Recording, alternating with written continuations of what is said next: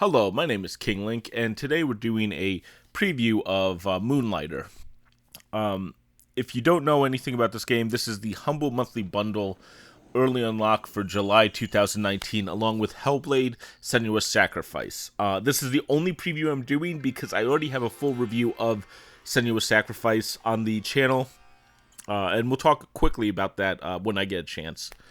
I do like this line, gamepad recommended, keyboard is also cool. Just to get started with this, though, this opening goes pretty fast. I'll try to talk while it's moving, but this one is an odd game. It's a action RPG, let's say, with a shopkeeping experience, and I'll show both of those. Here we go. The languages. Normal languages for everything. I don't remember if I saw Chinese there, but there was some Arabic in there too, so that's kind of cool. And down there at the difficulty, you can even see it starts at hard. It's odd because it's like easy, normal, hard, but why not do easy, normal, hard? Instead, it's normal, hard, very hard. I don't find hard that bad yet, and honestly, I normally try to do these previews after I played an hour. I kind of had a lot of time yesterday and no game to play, so I played about 10 hours of this game. I played a lot. And I love it. It's really good so far. I think this is a strong game, and we'll talk more about that. But yeah, it's good. I have played a lot more than I normally do. I'll try not to spoil anything. So yeah, you have normal, hard, and very hard. So we'll see the opening cutscene here, and I love these images. However, like most of these games, the story is here, and then it disappears. I don't have a problem with that. It's just, this looks beautiful. I mean, look at that. That is unbelievably beautiful to me. And you're never going to see anything like this. This is just the opening, and it's fine. It's just, they really went all out in this opening. Now, for me, that main character kind of reminds me of Bastion. There's parts of this game that kind of remind me of Bastion. There's parts of this game that definitely remind me of Zelda. And there's parts of this game that remind me of, like, Reciteer. Or pretty much any shop game. And honestly, I think they combined to make a really solid game so far. And then there's stuff in here like Rogue, and we'll talk about that as well. So we are going to see so we've seen the opening cutscene. We're going to see the tutorial, not to spoil everything, but we're going to see a tutorial. We're going to see a second tutorial, and then we're going to see pretty much some serious gameplay. I mean, like, I actually timed this pretty well, I think. Now, the game starts like this. You're in the dungeon. This is not the normal dungeon. This is the tutorial dungeon. There's like 4 rooms. This is actually my second attempt playing, so I'll probably look more like I know what I'm doing. Yeah, there we go. So, you can also dodge roll with the left trigger, which is super important in this game, both for jumping over gaps, as you see. And if you notice, I'm just playing here, but if you walk into the gap, you'll fall in. It's very Zelda-esque. And if you... I mean, you can dodge roll over it. There's places where that's not as easy, but that's a pretty cool thing. And of course, this one enemy is super powerful, instant kill. But yeah, there you go. I just was showing that he could kill you. And the left trigger dodge is, I mean, it's really nice. It's very fluid. It's actually very responsive, and I think it's more responsive than the attack. I'm using the broom here because that's the first weapon you get. It's not a good weapon, obviously. It's slow, but I find that most of the weapons in the game are a little slower, a little less responsive than I was expecting. That's not necessarily a horrible thing. Yes, I just used a potion. If you look in the upper right of the screen, you'll see I have 2 healing potions at this time. That's just how the game's set up. You won't get unlimited heals. You actually don't even get those for free. You have to go build them yourself. So it's a choice of what potions you take in, and even how much of your inventory you stack with potions. You can actually take more than the limited. But so far, I mean, this is very...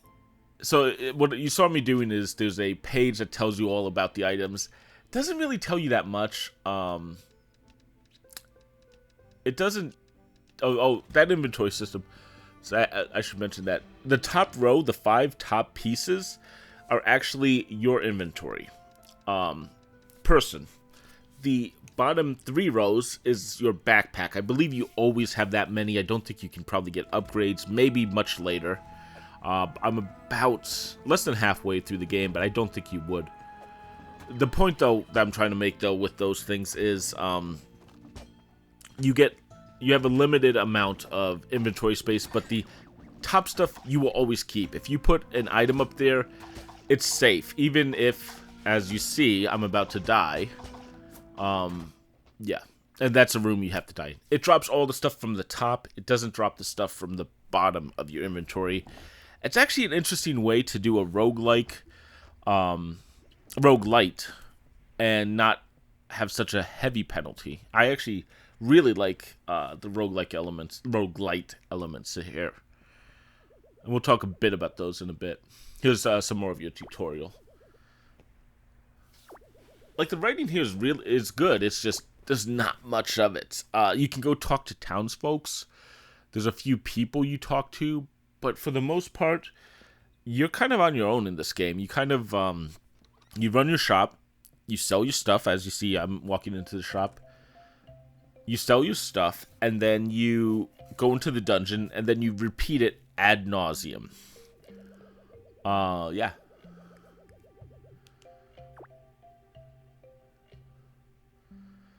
I don't even think there's a counter of how many days it's taken me. Maybe there is much later, but I think you're able to take your time with this game, which is kind of nice. And there's a couple tricks with the dungeon's restart that's also well done. So yeah, right here you're talking about it. Talking about just the hard truth is this.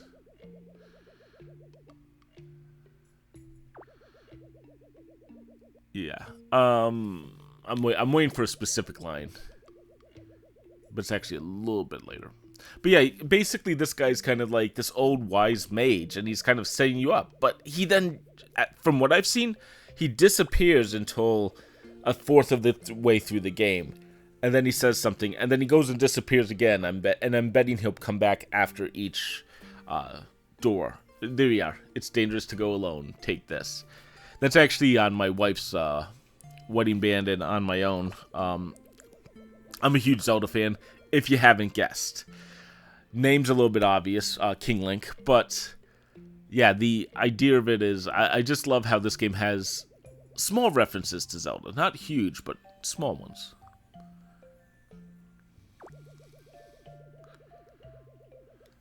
And you did get a sword and shield there, of course, but that's not what you're limited to. You are able to take any equipment you want. There's spears, there's the big sword, the great sword, let's say, but it's called big swords. Spears, fighting gloves. I always use the sword and shield in this game so far. I'm sure there's better ways to do it, but that's just what I'm used to in these games. And I also take, there's also choices between, do you want the power version, the 150 point version, or do you want the 110 point version that also dizzies the enemy? So there's a lot of choices like that, which are interesting. As you've seen there, I just opened up the shop. This is just teaching you about the shop. I don't remember if I have any other footage of me running the shop. Unfortunately, I think I don't. But this is a big piece of it. So the whole part of this game is you're kind of running a shop, selling items to get gold, which you need gold for a few reasons. You need gold to buy new items. If you want an upgrade to your shield, you have to get the pieces of the shield, and then you're going to have to get the gold to upgrade it. You know, it takes both things. In addition, the gold also will allow you to exit the dungeon, and If you go into the dungeon, you have to exit it in some manner. Really beating the boss or using a special pendant. That pendant will cost money, not a lot. It's actually very low in the grand scheme of things, but money has a few purposes here, and like I've said, I'm about a third of the way through the game. Let's say that's probably about right. Yeah, price is higher when it's in demand and supply is low. So, I'm about a third of the way through the game. Money is super important. This guy has like 300. I'm working on about... I need to get 30,000 every time I want an upgrade. That's not that hard where I am, but I'm also in the next dungeon of this game. So, money is a huge part of this economy. It's actually really well done. Selling items is a huge part of the game. As you saw there, you can actually see, like, people are happy when I charge them 100, but people aren't happy when I'm 170. Figuring out that right amount of money is fantastic in this game, though I would love if the game gave me a starting price, because I was trying to sell some items that are like worth 75 gold, and I started the price at 2,000, and I would have loved a character to try to lowball me, so I at least knew maybe I need to drop this by at least 10%. Instead, I kind of walked it down the chain, and it took a long time to go down that chain.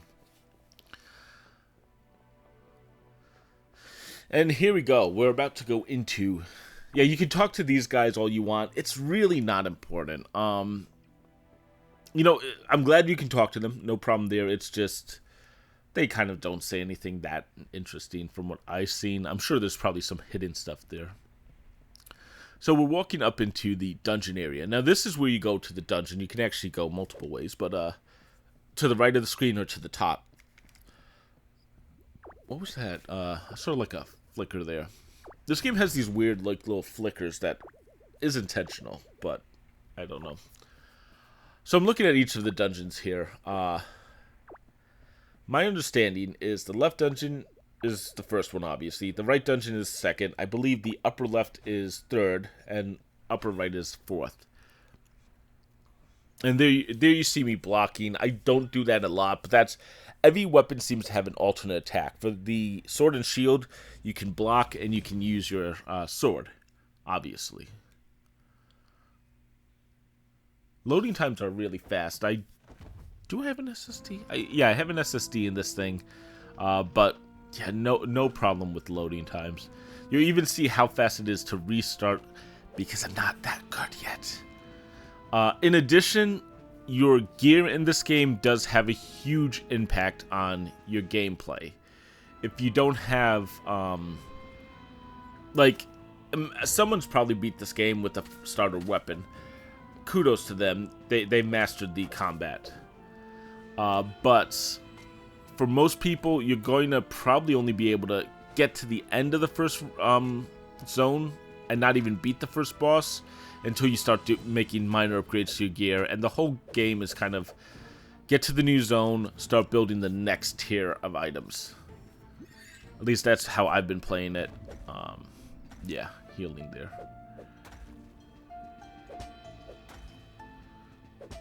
These guys are kind of hard to fight, but you'll see. I'm trying to block there, and I think I got it there. A lot of these enemies are, guys, you know what I could have compared this to? Binding of Isaac. A lot of this game kind of feels like an easy Binding of Isaac. Don't come into this thinking, oh my god, it's going to be so hard and it's going to be, you know, so brutal. It's not. But it definitely has feelings of... But did my sound go off? But Binding of Isaac, Legend of Zelda, like the old school ones, and you know, I think it has kind of a look like Bastion. At least the main character reminds me of the guy from Bastion. That could just totally be me. It has a feeling of all these games, and yet it's so unique on its own. The item shop alone really makes it stand out. I really like the level design. In addition, the dungeons here... Oh yeah, we're still in a tutorial dungeon. I forgot about this. In addition, the dungeons here are only 3 levels deep and then a big boss. So each level... The first 2 levels have bosses. The third level has the big boss.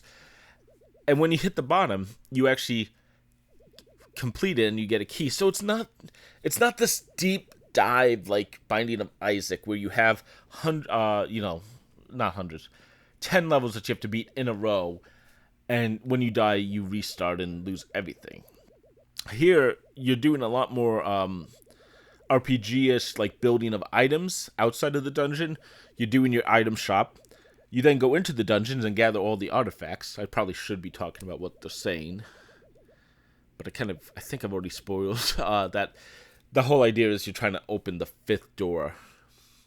You're trying to get all these items for your shop, and then you go back to shop, sell what you don't want, and then go back into the dungeons and get even more. In the bottom right, I think you're seeing, bottom left, you're seeing, this line. Big boss gonna kill me! I love that line. It's dumb. My stuff's big boss gonna get so upset with little me. Yeah, and then you have this map. So that's where I kind of got the idea that you're gonna go through each of these dungeons. So what it's saying there, they don't give instructions on those, but essentially you need a certain amount of money to revive. You'll see that I have 3,000 coin. I'm gonna hold B and eject, and that should might take money, it might not, because this is the first dungeon. Yeah, it took 200 gold. And then you get to see on the left all your items get set up. On the right you have who you've killed if you care, how far you've gone, how many chests you've opened, and it gives you kind of a score, a progress. And then somehow you come back to the opening of the day. I don't understand exactly how time works in this world, because you can exit the dungeon in the dark, or you can go through multiple dungeons, and then eventually when you officially exit with goods, it's back to daytime, so you can open your shop again. However, and this is the odder part, I don't see a day counter, so if you want to open your shop multiple times, you basically open your shop. Excuse me. You open your shop, sell your items, sleep, open your shop again. If you want to go run dungeons, you go to the dungeon, you run it, you come out of it with your items, you go back into the dungeon. There's no penalty to going to one or the other. I think they made the nighttime there only so that they kind of pushed you to not be only about the shop, so that you had to make a choice between sleeping, which is unimportant-ish, and oh yeah, you can actually expand your town. The guy on the left will actually help you build new armor. The middle person will actually cook potions and upgrade your weapons, or weapons and armor. They're actually really nice. I don't know if I get enough money to buy either, though. Unfortunately, 30 minutes isn't a lot of time in this game. It is enough for a few dives, but that's about it.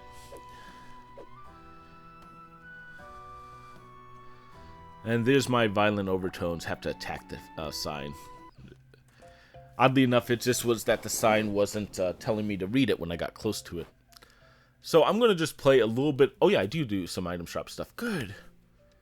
I will go back into the dungeon, don't worry. I have some cool stuff at the end, but for the moment. Yeah, there we go. So I'm setting the price here. I am playing the game with the controller. It is definitely the way to play, in my opinion. If you want to use the keyboard, go for it. I don't think it's going to be that bad, but I do think this game was designed with the controller in mind, and it feels good. So as you're seeing here, I don't know what price to put down for money, for items. And it becomes guesswork. Water spheres are actually worth a decent sum, so putting them for 100 I think is a bad choice. And then the branches are worthless, as you see. The golem cores are worth a lot, but this is done through a lot of playtime.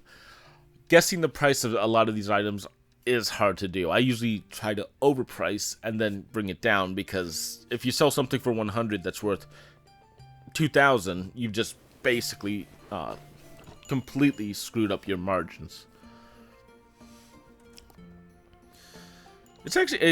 I really like a lot of pieces of this game. The shop actually grows to be bigger and bigger. I actually have the level 2 shop.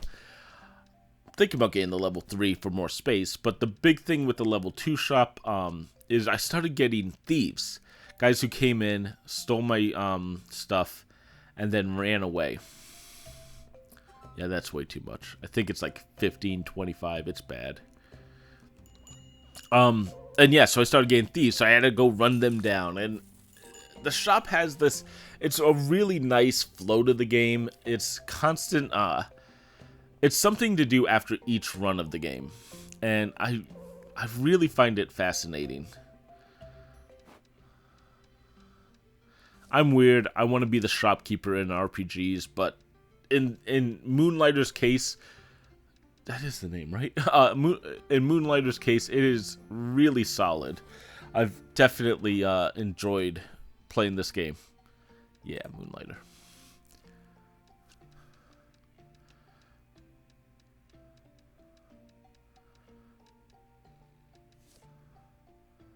So you've seen me tweak the number by like 20, 30 points, 30 coins.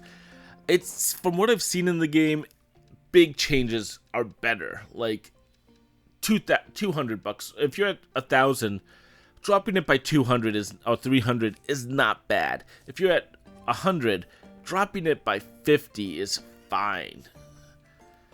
People have this very big scale. Yeah, I will sell you that.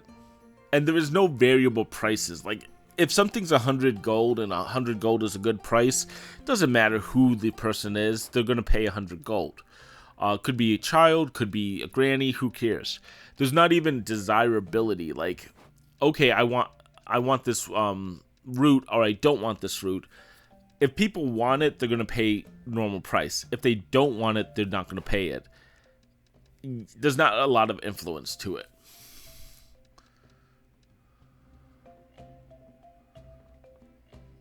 Yeah, I'm still stuck on that route. I should just toss it in a pile, because it's worthless. Roots, vines, I even think wheatstone isn't as valuable to sell. But that's kind of the point of the game. You'll learn the price of items. Roots have no value. So basically, when you're in a dungeon and you have a choice between like a root or a golem core, chuck the root, take the golem core. And eventually you actually get this magic mirror that will change any item into gold. So if you're like, I don't want this root, you throw it in the mirror, you get some gold for it. It's actually a nice way to get money as you're running through the dungeon. The one thing also is, once you get the magic mirror, remember how I was saying that the pendant to get out of the dungeon requires you to pay a certain amount. You try to exit without that amount, the game will actually automatically start selling items to get you up to that price, so that you don't have to manually try to earn your way out of the dungeon. It basically does it for you, and it's a nice little touch to the game, where other games would probably trap you in the dungeon and go, oh, you can't use this easy exit, you have to go into your inventory. In Moonlighter, if there's any enemies on a screen, you can't exit the dungeon. I'm talking about the dungeon while I'm doing the shop. You can't exit. You can't go into your inventory until no enemies appear. It's actually a pretty solid way to work. Yeah, I think I closed the shop here. No, I don't. I should have. Too much shopping. But yeah, okay. The time ran out. Shop is closed. And as you'll see, like, basically, I made 805 gold. That's how much. Now, there is some chest up at the top of the screen in my bedroom. I think I go to them. I'm not sure. I guess not. I think I'm just going to go back into the dungeon because I'm a dummy. Oh, there we go. Yeah, I do buy something here. Score. So, yeah. This guy comes in. He's going to build a shop. And then he leaves. So yeah, the forge is now set up to the right. The alchemist goes to her own shop. There's no like way to generate the town. Like this is just how the town always is. And then you can buy. Right now, there's 3 different types of gear. There's fabric, which is weak. What was the middle one? I think it's like iron and then steel. Each of them has a different value. I think the heavier stuff makes you slower, but I don't know. I have to play a little more, see if I should go with fabric just to be a little faster on attacks. I've gone heavy on my armor, and maybe that's why I think it's a little sluggish. But yeah, here we are going back into the dungeon now to explain this. So every time you enter the dungeon, this is a roguelite. So use your imagination. This game's pretty obvious. Every time you enter the dungeon, it's a new dungeon. If you die in the dungeon, as you've seen already, you lose most of your items. Not all of them. Like I said, you have... The first 5 items are safe no matter what. The bottom 15 items are at risk. If you teleport out of the dungeon, like right now, the top, you have a golem core, you have the iron bars in the upper left, 2 roots for 20 of them. Awful. And then I forget what that, it looks like a bat wing, but it's not. Yes, the curses. I don't know if I'm going to show the curses. Basically, so the top 5 items are safe. If you die. It's actually a way to save good items, but realize also if you bring in other equipment or other items, you have a chance of losing them. Unless they're in the top bar. Now, I said curses. As you open these chests, like, items on the floor are normal items. You can just... Oh.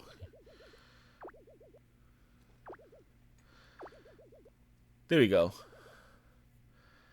So it's talking about the idea of how does this dungeon change. Anyways, we're getting to the end of this. Let me just quickly explain. There are cursed items. You've already seen 2 of them that I just quickly picked up. One had to be in the top or bottom row, and one of them had to be on the right or left row. If you don't put them there, you can't put them anywhere else in the game. So if it's right or left row, if you try to put it in the middle, it's just going to fail. Those are the early curses. Now, as the game goes on, there's tons more. And the odd thing with the game is you can't stack. Like, if you have 1 root, and then 1 root that has to be on the right side. Oh, yes, this. I'm going to get my butt kicked here, and the reason is, this is a preview of the next dungeon. It's actually an interesting idea. I'm in the Golem dungeon, but right there was the forest dungeon, and it gives you like 1 room just showing you an enemy from there. You can farm them for items, but it's a higher difficulty if you think of it. It doesn't come up that often, but I just thought it was a really cool, clever feature. So what I was talking about with curses. So the first 2 curses is left and right and up and down. And as the game goes on, you're going to actually get other curses like this destroys an item when you go back to town. There's a curse where it actually saves an item right away. The strange part of the game, though, is that you can't instantly... a cursed item, let's say you have 2 roots, and then you have a root that has a curse on it. There's no way to combine the 2, unless you get rid of that curse in some fashion. There are small ways to do it, mostly other items that are cursed, to somehow remove other curses. I don't know. But you can't stack items unless they're the same type. If you have 2 roots that are cursed, in the same way, you can stack them.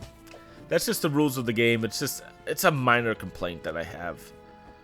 I'd love the ability to say, okay, you know what, these 2 roots are not cursed, but when I combine them together, they're all cursed.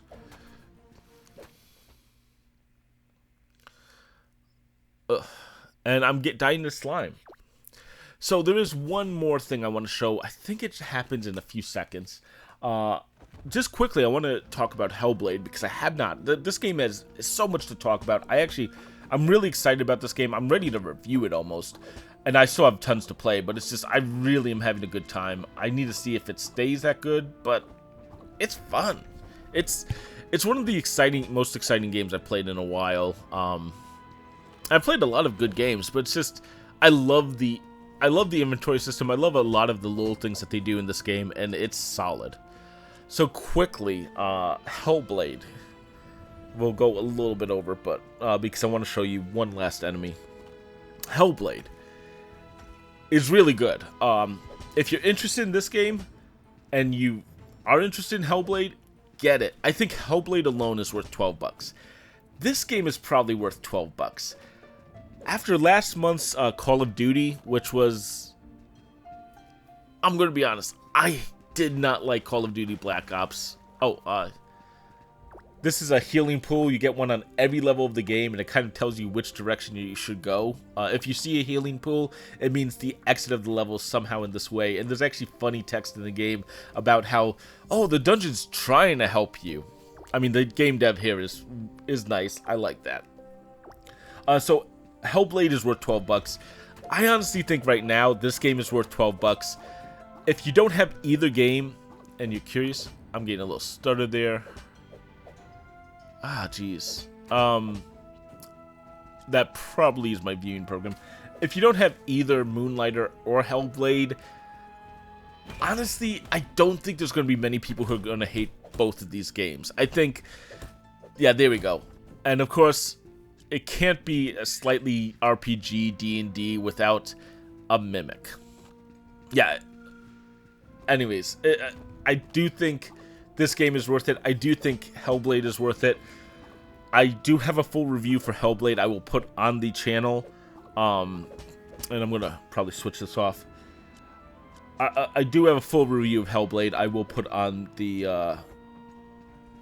at the end of this video so you can see it, as well as talk about it in my review, in my preview article. But essentially, this is a good month. I will definitely fully review this game. I can't see it getting a bad score.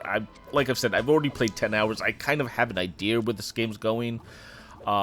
It's more of a question of how bad does the final levels get? How does it keep my interest in it?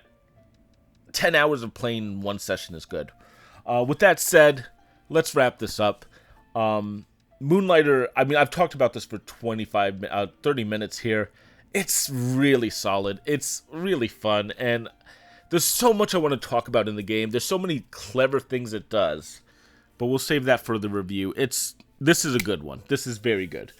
With that said, though, I'm going to get out of here, but if you want to know, I am at E3 this week. I will have some videos from the floor. I'll have some videos after telling you what I've seen. I have appointments already, which is great. I've never done E3 as a press, so it's like super new to me, and I'm excited. With that said, though, if you like this video, if you're interested in Moonlighter, if you like Humble Monthly Bundle, definitely subscribe to me. Thank you for that. If you want to see E3 or gaming content, I mostly do reviews, but I'm covering E3 this week. Subscribe for that. I will be putting stuff on both Instagram and Twitter. That's why it's on the screen. And if you're curious, feel free to subscribe, and we'll continue to get you gaming content. That's pretty much it. Thank you guys for watching. Hellblade's awesome. Moonlighter's awesome. We'll talk more about them another time. Until next time, I'm King Link, and thank you for watching.